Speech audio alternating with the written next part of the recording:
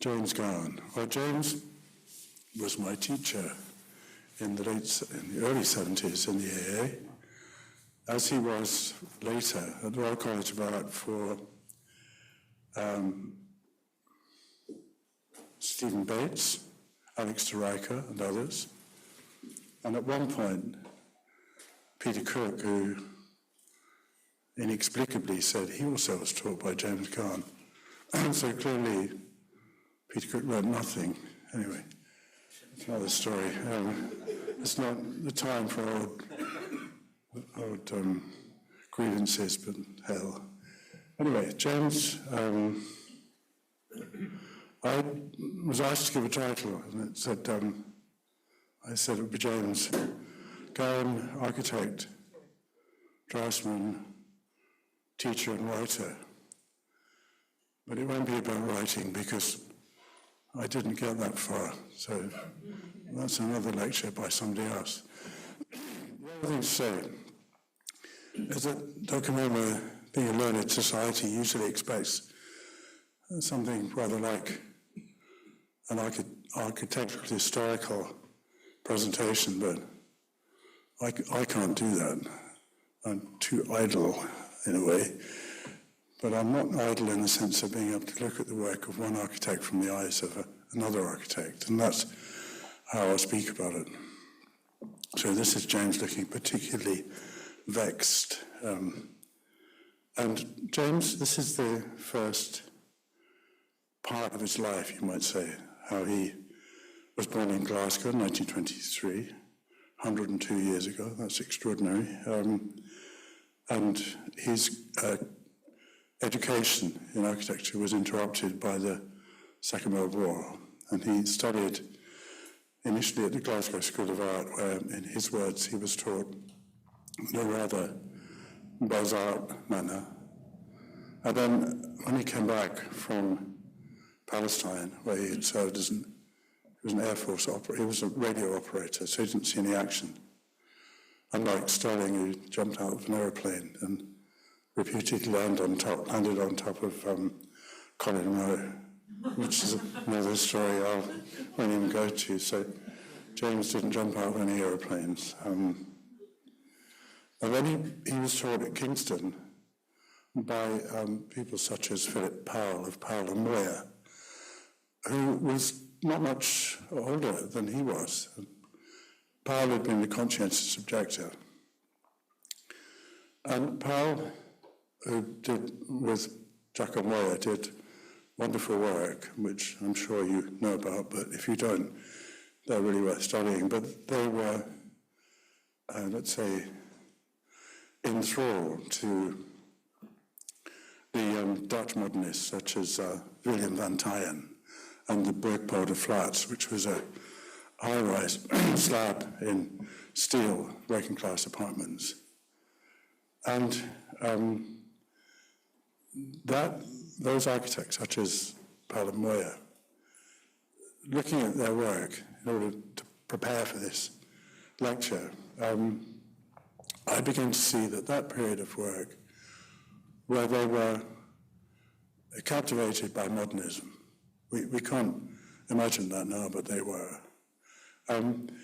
The form-making and facade-making of that generation in Britain was a sort of uncanny and beautiful form of facade and form-making that came almost strictly from the means of construction, with the aim of providing a form of vocabulary for collective housing. And Gowan, in a rather good book, which was written by Alice Woodman, which I've forgotten the title of, but anyway, it's a good book, and a very series of very good interviews. And Gowan said that he wasn't, although he was also interested in that period of modernism in the 30s in Holland, he wasn't entranced with it. And interestingly, when he went to work at Lyons, Israel and Ellis, which was the go-to practice, where he met Sterling, where Alan Colquhoun, the critic, worked, a number of other people. Excuse me, he said, in Lyons, Israel and Ellis, any question of detail or form making or facade making was addressed by a partner who would just give the page number for the Corbusier's œuvre complète. They were completely enthralled to Corbusier, not his planning, I heard, but actually his facade making. And so all of this was what James and his generation reacted against. And in a way, if we look at the trajectory of Sterling and Gowan, what we see is a generation that went away from, although they worked in the social sector, their architectural minds went away from what I just have described into much more overt form making. And we know with Sterling that it ends in a very rich form making. With James, the form making, which I think is extraordinarily good, is much more abstract and less exciting than other players, but still, I think, looking at his work to make this lecture, I think he was as good as any other European architect, although his demeanor was, he wasn't really able to promote himself, and whereas Sterling was a large figure and critics cleaved to him, James got rather left in the background.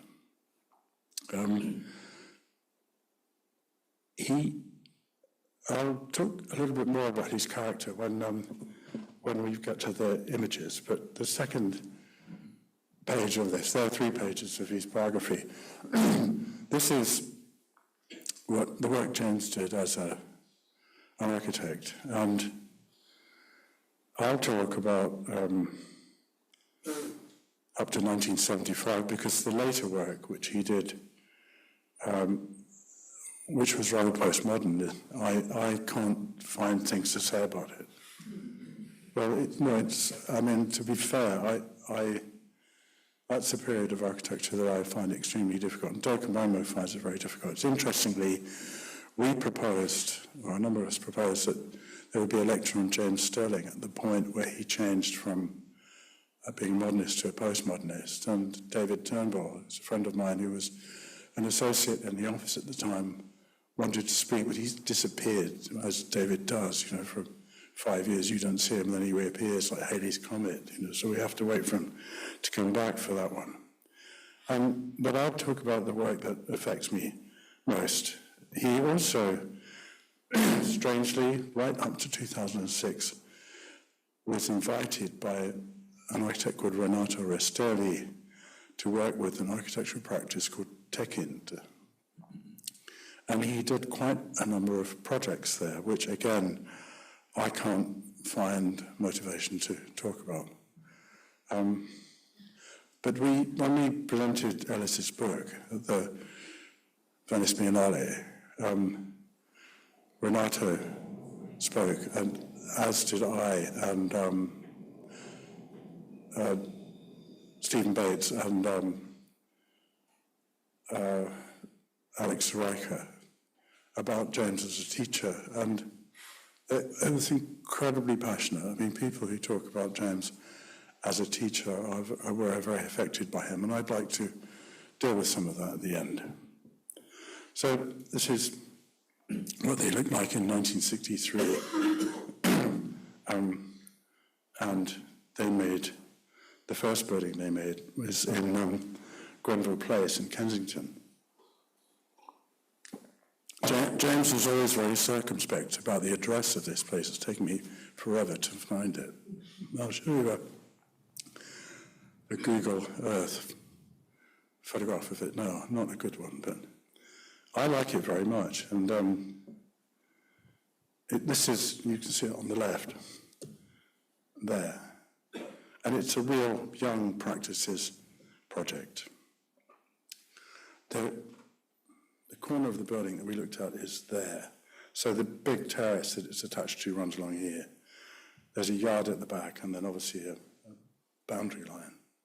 So one comes in here, there's an entrance and a spiral staircase going up to the upper. Do you want some water? I've got some here. No, I have that problem myself, so I sympathise. So the living room, and my pointer's disappeared. I can't do this. What's happening here? Here it is. So that's the living room with a pither stove, which was the go-to heating system in the 50s. But what I noticed is that behind the pither stove is a table which flaps up. And to get into the kitchen, you flap up the worktop. And to get into the garden, you flap up the worktop. I mean, it's not unimaginable that you'd put, a bench there and a bench there, but like, that's what you do when you're a young practice. So all of the slides, and I'll show you photographs of it. And on the upper floor, there's a spiral staircase, and 1 bedroom, 2 bedrooms, and a bathroom. And why would you change? Come on, don't do this to me. Interesting, that. Okay, let me escape and relaunch it. Sorry about this. I know what's happened. Enter full screen. Bingo. Here's the section. So that's the living room, and that's the staircase. That's a party wall, so there's a roof light over the stair. And another, I think, rather paltry roof light there, gestural roof light, and the staircase. And they, Sterling and Gowan drew everything. They just drew and drew. You'll see throughout this lecture that James was an incessant draftsman. He drew everything except intelligible plans with room names on them. It's been very, very difficult to identify rooms in here. I had to go through the photographs and look at the captions, So there was a man of great rigour who would not do certain things. And so the living room, that's the iconic pither stove. Pither stoves worked with anthracite. You put them in it, and then you left them all night. That's the dining table behind it, and that's the entrance to the... Then there's a view, I can't even figure this out. It's a photograph of somebody photographing a reflector for reflection looking at the street, so I can't explain that. I looked at it, but I'm sure you can work it out. But this one I really like because this is the flap across the door to the garden, and the plumbing is meticulously exposed. There's no thought that you might want a sink under the cupboard to hold things. And then the staircase, which is lovely and perilous, and then at the top there's the roof light. And you notice it's all in stripped iron, which was de rigueur at that time. And then a window to the street. Notice that outside the window heads are all square and inside they're arched. These things seem important when you're beginning. But the project that really got them off the ground was the flats at Ham Common. And Sterling was given this job by the father of a student of his. The student was called Paul Manusu. And in Gowan's reckoning, I'll put that there too.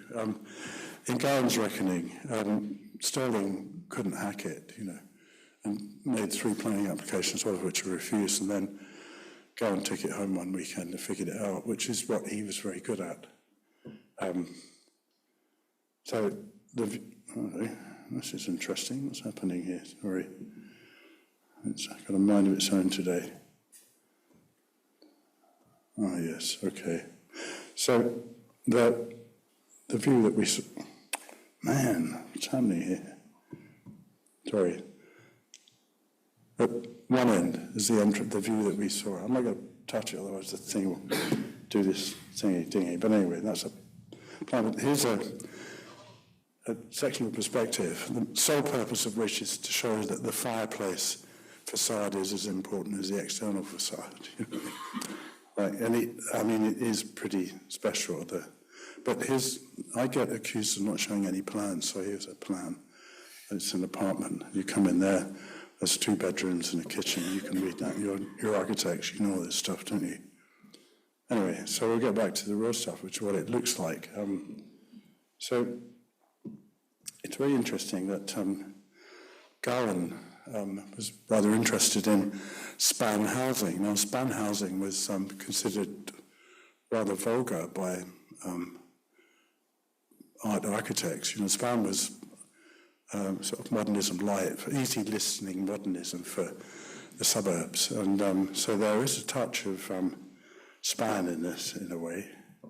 But there's also maison jarre, and it's interesting how in jarre you hear castanets playing in the background, even though it's in Paris. And here it's a London stocks used with concrete. And very good facades, I think, especially in profile. And the fenestration is worked. If you've got a bathroom, you don't get to see out of it. This is modernism, and this one needs to be smaller than that one.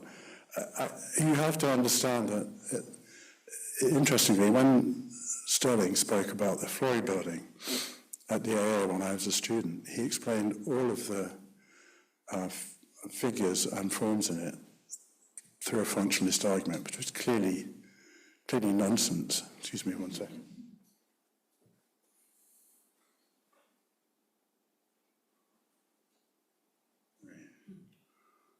Don't throw your handkerchief away with your jacket.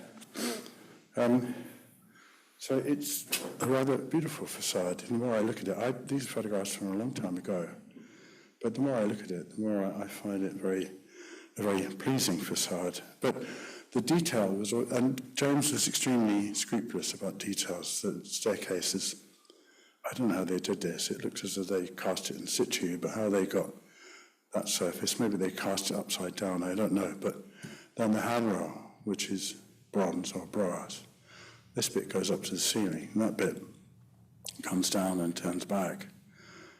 But also, when the lintel that supports the floor hits the wall, there's another one there, that compositionally, this is really satisfying. That many architects can't do this. They can't consider a detail. They can't understand what a series of details will look like, how they will compose, and Gowan certainly did that.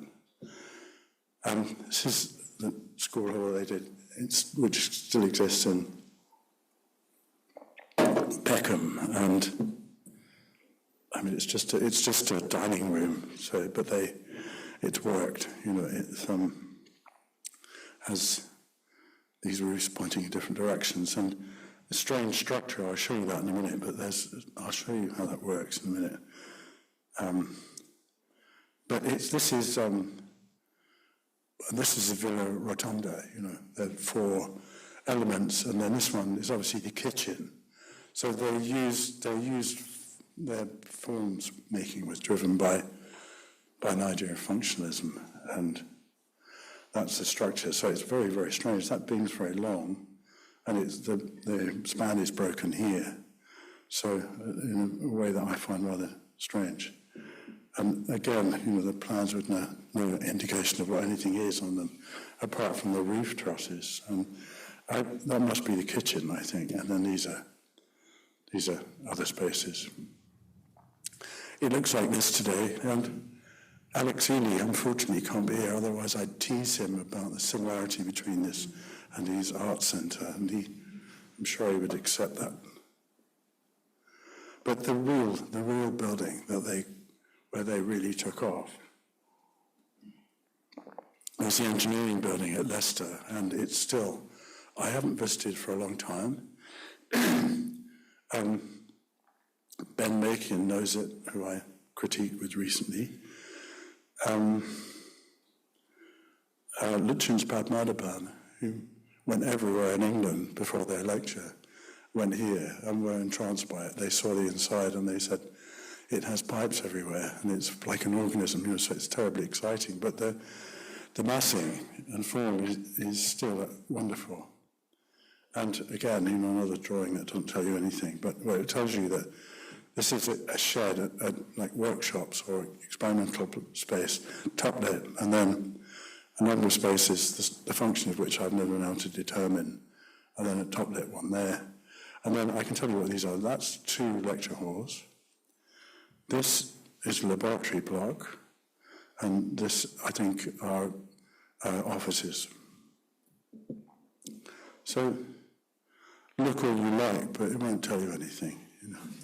I mean, really shockingly bad. I'll show you some drawings. Yeah, I had to get this one from the back of a book on James Sterling, and it's upside down. But don't try and bother, because all the captions are in Japanese. So there's no hope really.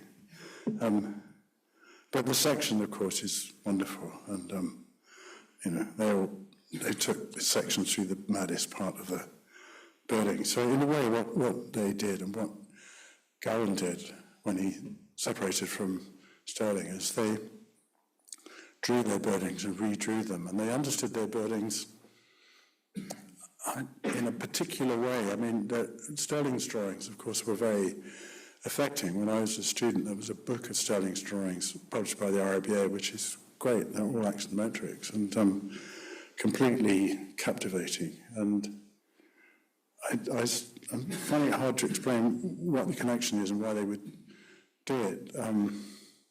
And Gowan, in later life, redrew his own projects. My friend Paul Watley, who worked with him, said that he thought that it was like he didn't have any work, so it was like a saxophone player, a jazz saxophone player, practicing. It's a very charming thought. But in their making phase, they drew and drew. But I just want to look at the form making. I mean, there is absolutely no reason to do this. There's 2 auditoria which pretend to be a cantilever, but actually it's held up by this. I don't know if they were aware of, for the constructivists, Mandikoff's Rusakokop club. James never said that, but that's the kind of obvious thing. And Lyons, Israel, and Ellis, after they'd built this building, after Sterling and Gowan had built this building, Lyons, Israel, and Ellis put these kinds of auditorium on all their buildings. And Gowan was rather miffed by that. But there's a ramp, which I think you would need to be a bodybuilder to get up. But I find all of this tremendously exciting. And the whole thing's covered in red tiles, So what it's worth pointing out is that not only were Sterling and Gowan embedded in modernism, but they also looked very hard at Victorian industrial buildings, especially Sterling, who photographed buildings in Liverpool, and Gowan's awareness of that. So what we'll see are, for example, so as I was saying, as I've forgotten what I was saying, red tiles, and then patent glazing, which was their big thing. Patent glazing, you probably don't even know what it is because you can't use it anymore because it's thermally not proper. But it was the stuff that was used on industrial buildings, and you could do lots of things with it. And then that building used, I think, a material which is now called Ocalux, but was actually called ply glass. It was double glazing with polystyrene between it, so that probably burns. We probably can't do any of this anymore. But and Gowan says this is the staircase for latecomers to come into the back of the auditorium. Well, you wouldn't have to do that if you put the auditorium the right way around, so you can, but that's how it is. That's what it was like those days. Anyway, but look at this, really. I mean, just wonderful filmmaking. And then when it overhangs like this, does this remind you of One Side of the National Theatre by Dennis Lasdon. He does that in a rather beautiful way. And then unafraid to, having made that form, to cut into it and manipulate it. And some of these are by James Gowan's own photographs. He was actually a very good photographer. And his explanation was that this was a laboratory block, and in order to ventilate without drafts, believe it if you will, the bottom opened and the top was fixed. Sure thing, James, and that's what it looked like.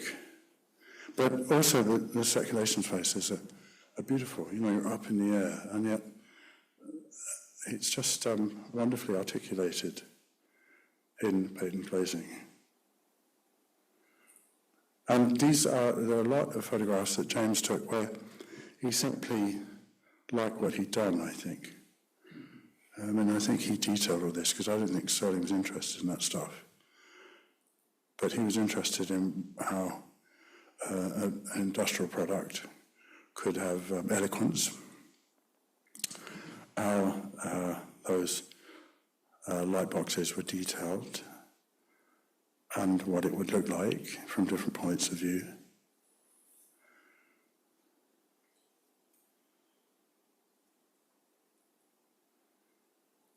Right. And then they split up. The story is that Gowan felt that each, this is rather dogmatic of him, he felt that each, first of all, he spoke of the style for the job, which was heresy then. And I think that's what makes him and Sterling interesting, that they were willing to recognize that form-making, facades, architecture itself, is a valid pursuit. They're in a country which doesn't really understand that. You're constantly pushing against a lack of recognition of that, which you wouldn't in other countries, in my experience. So Gowan was a bit of a front runner, and he said he was in the AA members' room, and Peter Smithson was there. He didn't like Peter Smithson very much. And Smithson said, welcome, it's styling in Gowan. So they were, in a way also, I think Smithson was jealous of their success. They were very successful, and students embraced them because they understood something about the change that occurred in architecture. And the Smithsons, in a wonderful way, would always argue for a cultural and functional basis for their buildings. But James very unkindly said they only ever had one building, which was the Economist building in St Hilda's, which there's some truth in. And we went to visit the Smithsons building in Oxford, and it's both wonderful and dumpy. It's really strange, really kind of. So I digress. But this is the first building that Gowan made in his own account for a furniture maker called Heinz Schreiber. And this, I suppose, rather ironic photograph of Schreiber's Rolls Royce driving out from his house. This is on the edge of Hampstead Heath, so absolutely not contextual whatsoever. And that's what I see emerging in James's work, a kind of intellectualization of form-making, which gradually then produces a rigorous beauty, certainly in this building. And that's it from the back. So the whole facade is sacrificed into two towers, articulated towers with vertical glazing. And you would think that it would be not very good inside, but I'm going to show you photographs of it to show that, to reveal that actually it's a beautiful house in a classical tradition. But Gowan was interested in form per se, in the way that it was. And so, again, this is difficult building to explain because he never chose to do any drawings, proper drawings of it. But you come in from the street and go up a staircase here, or you drive in, and that's a parking space. I can't see that there was a garage. It's extraordinary. I would have thought there would be a garage, but there wasn't, that I could see. Here's the section. The whole internal structure of floors and ceilings is made with rather beautifully constructed precast elements. And here's the site plan. That's the entrance. And this is a swimming pool that I'll show you in a little while, which is a sort of miracle. But the basement has the laundry room and things like that, and meticulously drawn pipes, you know. No room name, but I'll draw a pipe or a vent. So just to say where we are, we're kind of down here, and that staircase, there's a staircase buried in here somewhere, which I can't find. And I'm going to skip over this, but here's the ground floor plan. That's the entrance. And then there's, as far as I can make out, a kitchen here, and a sort of service space here with a staircase and a guest cloakroom. And then the rest of it is dining and sitting room. And I'll just go back, if I can go back, yeah.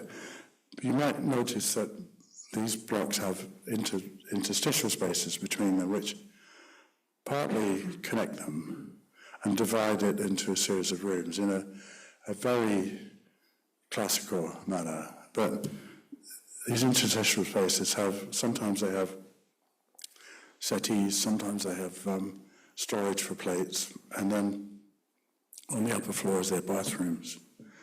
And each of them is meticulously drawn in such a way that you can't understand what's going on. Well, I can tell you.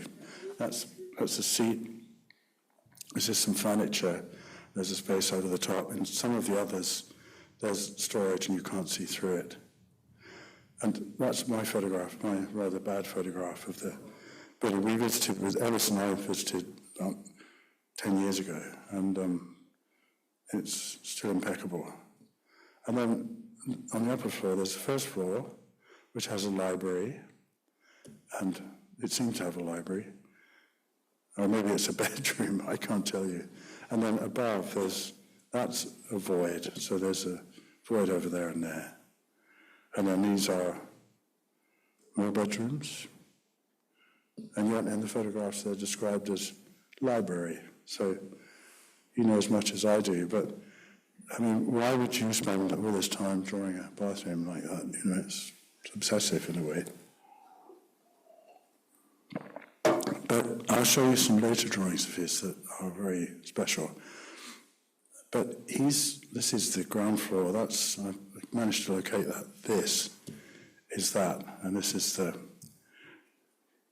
basin in the guest toilet. This is a staircase to the laundry room, which has a bronze structure and cast glass treads.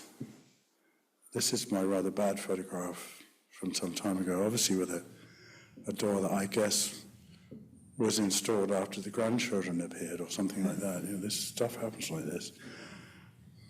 And then it arrives in the basement, and this is the laundry room, but it's just very, very beautiful. And what we're beginning to see here are moulded plywood furniture, which it's a system that Gowan devised, and I'll show you later how it was devised, but it's modular in the same way as this is modular. So there's a rhythm through the house, almost an insistent rhythm, but the experience of it is not oppressive. It's actually very, very classical and calm.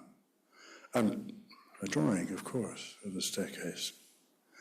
But on the ground floor, if we look here, if I can, oh man, come on. My cursor's gone into hiding. No, it hasn't. You can see it, but I can't see it. That's the kitchen, and that's the guest room. And then that's the dining room, and this is another room that I can't remember. And, of course, you draw the staircase. But the staircase is really lovely. You know, the underside of the staircase is made from the same elements as the ceiling. You know, other any of us would have made it different. And handrail is worked. As you go down the staircase, because the level changes, and so you have to negotiate that. And this is my photograph of that. And you kind of really curious step in the half landing. And if we look here, that's the staircase. This is the kitchen, and that's the dining room. That is the dining room there. And this is one of the interstitial spaces which seem to have storage for plates, I'm imagining, in it. And here's the kitchen. I sort of wonder, it's a kosher kitchen. The Schreibers were observant, so a kosher kitchen has one side for meat and the other side for milk. But it's this and another kitchen I'll show you later is it's as good as anything that was done in Italy. It all works. It's very stylish. I hope it still exists. The cupboards, they're not sort of little bits of plastic. They're solidly built, stone, and then the doors fit with them. So it's, in a way, you could be thinking of Charlotte Perriand or someone like that. Real style in this. And, again, drawn and drawn. And then there's the living room, and what you might notice is the wall is panelled as well in plaster in a modular way, and this is a view downward from above, and the library with the staircase on the left, and these are two couches designed by Gowan on the model of a Chesterfield. Now, if we go, this swimming pool was made a couple of years later, and that's the plan. That's its relationship. It's circular, which is as mad as you can get. Why would you want to swim around in a circle? But it's also miraculous. It's fantastically appealing place. It's, yeah. I wonder if James could swim. It's interesting. I heard Herman Czech talking about Adolf Loos, talking about how Loos disliked. Who did he dislike? I can't remember. My memory's going, but he said the cutlery that this man devised was designed by somebody who didn't know how to eat. I don't know if James knew how to swim, but you can't. It would be unthinkable to make this criticism while he was alive. He was such a wiry and powerful being. You just succumb to the idea that he would make a building like this. There's probably a tiling diagram, but I haven't. You really don't want that. And of course, there's a drawing of the thing. But then, for one of the professors in Leicester, he made this house in St David's in Wales, and explaining to me that it is the most economical shape in terms of heat loss and cost, which it is, I suppose. I haven't visited this, but Simon Henley was shocked. He said that there's ample views and it doesn't enjoy any of them, but I'm not sure that's true. I think Simon just doesn't like it. I have a problem liking it, but because I like James, I like it. It's like a strange 1930s house turned into a circle. And it works. There's the ground floor has rooms and a kitchen, and then the upper floor has wedge-shaped bedrooms. But then for Gowan, for Schreiber, he also designed a warehouse which wasn't built, which to have been built in Hackney. And then later he did some rather beautiful warehouses that still exist. But this is from James's sketchbook, and we'll look at his sketches later, but this was a really captivating view of what it would have been like. And Schreiber, where am I going with this? That's right. Schreiber's house had, as I said, these fittings, these fitted furniture, which Garham designed, and then they put them into production, the Garham Schreiber furniture, and this was the catalogue. James gave me the catalogue, which is very charming, and Ellis has one of the bookcases. So there was this idea of modularity and difference. It is beautiful when you see it. But he also did an apartment interior in Mayfair, and the client wasn't announced. I don't know if it was for Hans Schreiber, because it looks very much like the work he did for Schreiber, but it has this extraordinary circular kitchen. It's the plan is on the left is a servant entrance, and on the below from the staircase and lift is the owner's, and it was a modification of an existing building. And you can begin to see some of what it was about. And there's this rather strange fireplace, and he when he was teaching it there, he spoke a lot about Palladio. And one of the projects that he said was to redesign a building by Palladio. So he was very much absorbed in Palladio. And so this fireplace, I think, had some relationship to that. But it's kind of really special, somewhere between an operating table and a roundabout. It's really, really strange, but wonderfully for me. I'm being slightly critical, which I shouldn't be. But there's a range of forms in this picture. Whether the way that the lighting is treated, the surface is treated, the elements above the surface are treated. In another person's hands, that would simply be repetitious or vulgar, but in his hands, it simply wasn't. And the thing to say about the Schreiber house is that,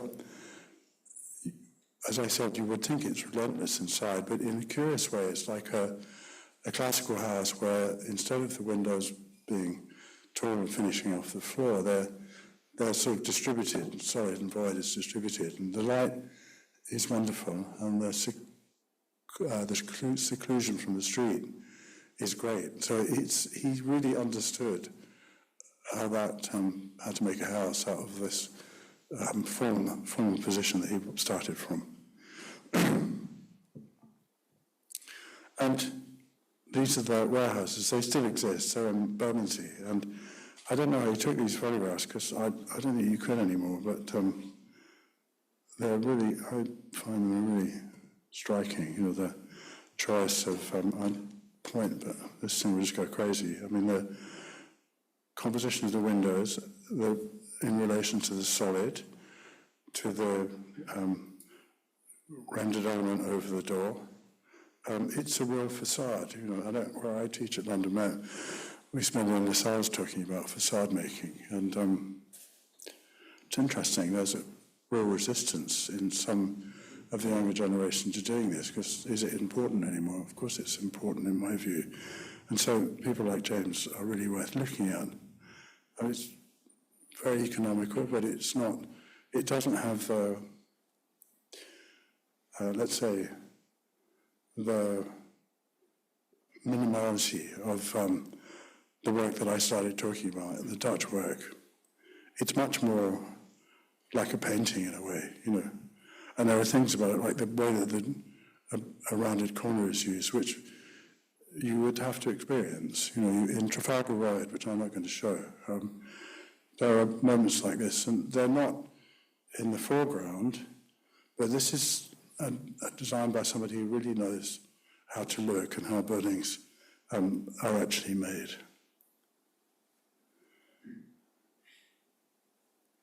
I'll finish. This is some housing in East Hanningfield. It's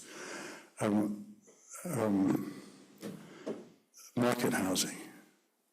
I mean, hugely formalistic and clearly engaged with Palladio, in my view.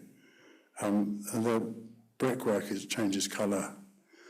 The facades are very arranged. That model shows how there's a space for parking a car in the open next to the garage. In front of the kitchen, there's a wall so you don't stare at your car. So the kitchen has a tiny garden. And then you can see these elements of life are articulated, into form. They're not usually, when something like this is done, the sort of generalized taste of the developer is at play, and that's understandable. But here, there's a much more cultivated viewpoint working on these buildings. And plans are good. You can probably see the side point, but as I say, the thing will go crazy. But you can see it works. There's a small kitchen garden, a place to get out to it. It all works. It's probably the surface in relation to the floor area is rather wrong. But what I want to conclude on is drawings, and starting with this drawing, which shows his idea for colour. But then, meticulously, he made a drawing of all the elements of this house, which, why would he do that? But he did, It was part of his thinking that we have to respect and think about. And then this drawing, a completely strange drawing of a sort of Neo-Palladian building in the background, and then pipework. And then I'm going to finish on the sketchbooks, not in any detail, but just to show you how prolific he was. He said when he was teaching that the sketchbook was a place where architectural ideas in the purest form could be captured before they had to deal with construction and legislation. And that's something that stayed with me. And these are not in a particular order. I mean, I haven't been able to date them, so the sequences around them.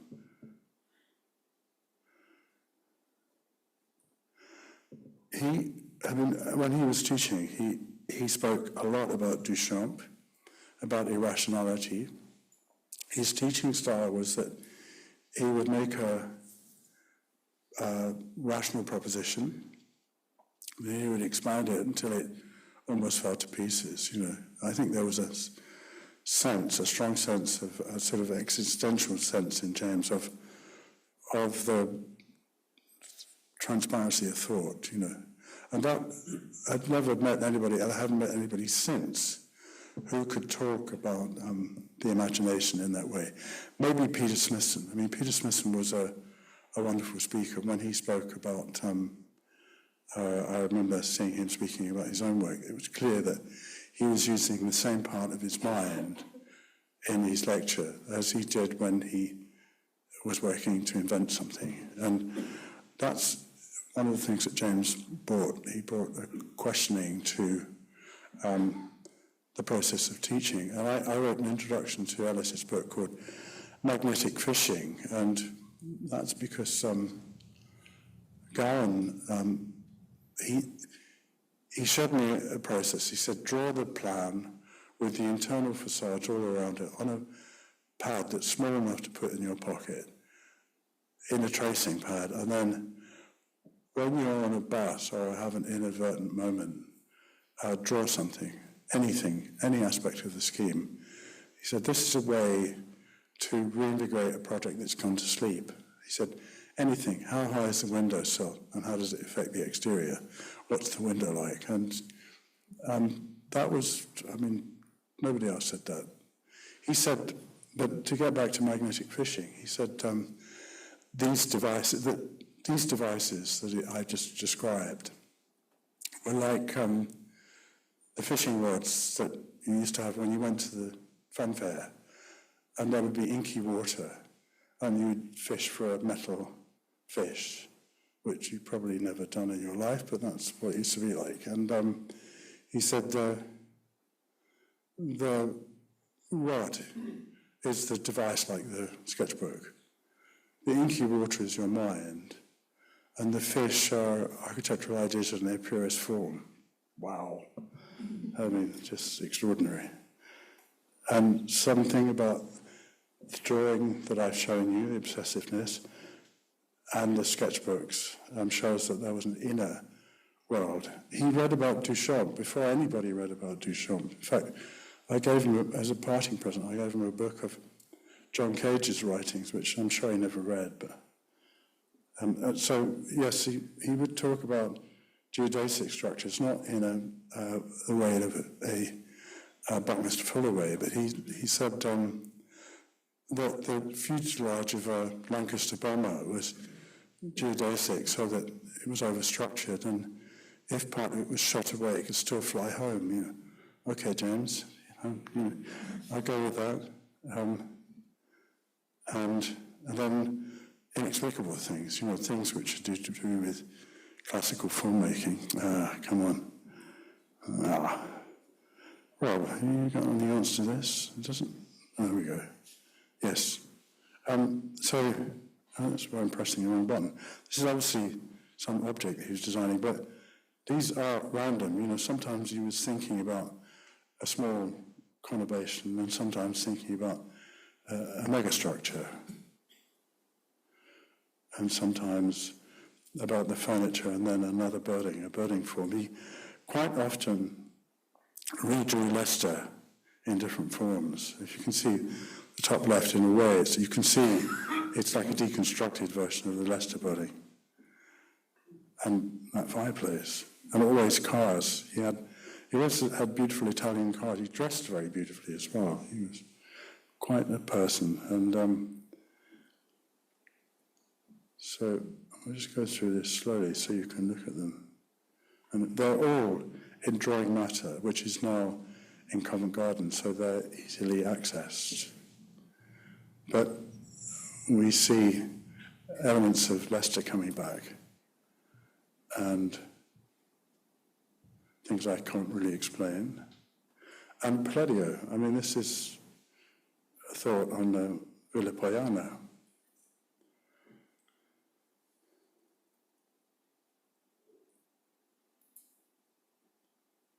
These are just to look at, in a way. The car the same colour as the houses.